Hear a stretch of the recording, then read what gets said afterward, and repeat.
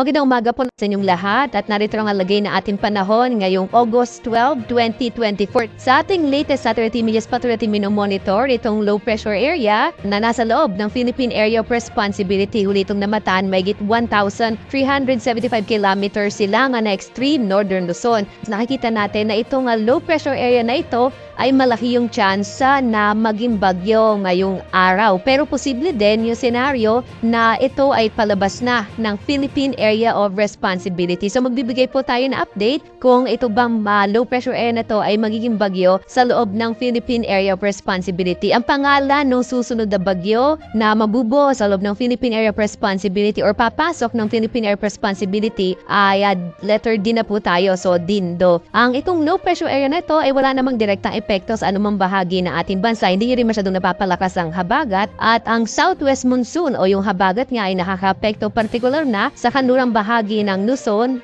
sa Luzon at dito rin sa may bahagi ng Kabisayaan. Ngayong araw malaki yung tsansa ng maulap na kalangitan na may mga pagulan lalong-lalo na sa bahagi ng Ilocos Region, gayon din dito sa may western section ng Central Luzon, itong area ng Zambales at Bataan. Posible yung mga pagulan lalong-lalo na sa may bahagi ng Central Luzon, gayon din sa ilang bahagi ng Cavite, Batangas at ilang bahagi ng Kamaynilaan. But generally, ngayong araw ay asahan pa rin natin yung mga isolated o puno-punong pagulan. Pagkilat pampulog sa malaking bahagi ng ating bansa, makikita nyo itong bahagi ng Mindanao, halos walang masyadong kaulapan, pero posible pa rin yung mga thunderstorm sa hapon hanggang sa gabi. Susunod na ilang mga araw, asahan pa rin natin yung epekto ng southwest monsoon o habagat, lalong-lalo na dito sa may Ilocos Region, kaya posible medyo maulap pa rin yung kalangitan sa mga susunod na araw. Samantala, sa iba pang bahagi ng ating bansa for the rest of the week, ina-expect pa rin natin yung mga isolated o pulo-pulong pagulan, pagkilat pagulog sa hapon hanggang sa gabi.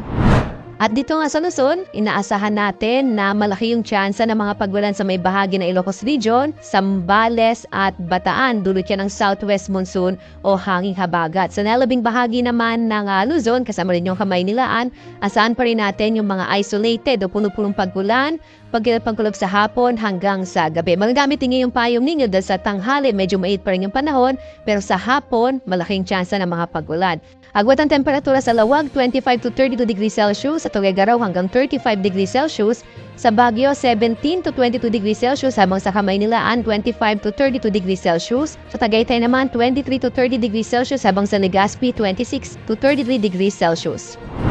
Dito man tayo sa Palawan, Visayas at Mindanao. Dito nga sa Palawan, asahan pa rin natin ang generally fair weather at mga pagulan sa hapon hanggang sa gabi. Agwat ang temperatura sa Calayan Islands, 25 to 32 degrees Celsius at gayon din yung temperatura mararanasan sa Puerto Princesa, 25 to 32 degrees Celsius. Malaking bahagi din ng Kabisayaan ay makaranas ng mga isolated o pulo-pulong pagulan, pagkid at pagkulog. Agwat ang temperatura sa Iloilo, 26 to 32 degrees Celsius. Sa Cebu, nasa 26 to 32 degrees Celsius. Sa Tacloban, 26 to 32 degrees Celsius. At malaking bahagi rin ng Mindanao, wala masyadong kaulapan tayong namataan gamit ang ating mga satellite images. At asahan pa rin natin yung mga isolated rain showers and thunderstorms sa malaking bahagi ng Mindanao. Sa Zamboanga na, agwat ang temperatura 25 to 33 degrees Celsius. Sa Cagayan de Oro, 26 to 32 degrees Celsius. Habang sa Davao, 26 to 33 degrees Celsius.